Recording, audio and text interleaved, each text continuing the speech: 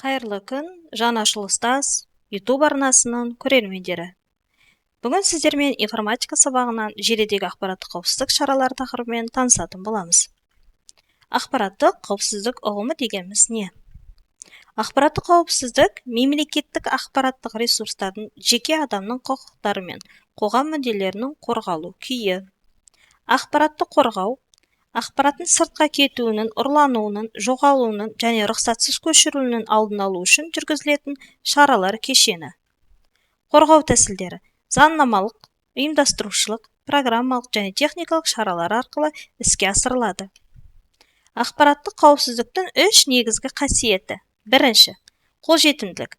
Тиісті өкілеттілігі бар пайдаланушылардан ақпаратты кедергісіз алу мүмкіндігі.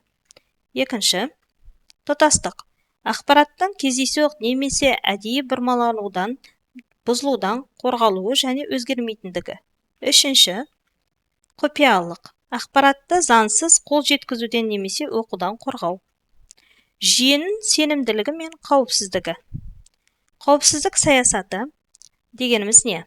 Ақпаратты өңдеу, қорғау және таратуды анықтайтын заңдар мен ережелер жиынтығы. Кепілдік.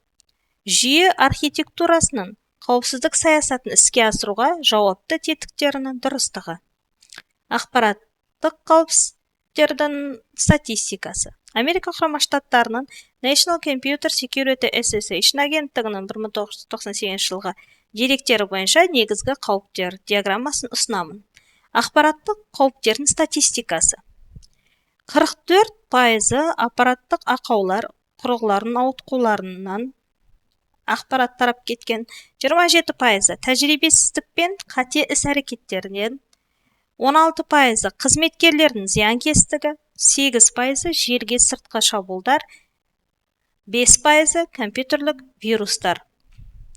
Заңмен қорғалатын құпиялар. Бірінші, Қазақстан Республикасының Конституциясына сәйкес мынадай мәліметтер құпия сақталады. Жеке өмірдің, отбасының және арнайы ақпараттың құпиясы. Хат жазу, телефон және телеграф хабарламаларының құпиясы. Медициналық, банктік және коммерциялық құпиялар. Бала асырап алу және сот ісін жүргізу, тергеу құпиялары. Қауіпсіз және сенімді жүйе.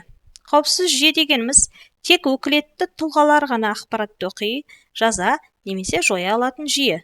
Сенімді жүйе түрлі құпия ақпараттарды пайдаланушылар тобының бір уақытта өңдеуін қауіпсіз қамтамасыз ететін жүйе. Назарларыңызға рахмет.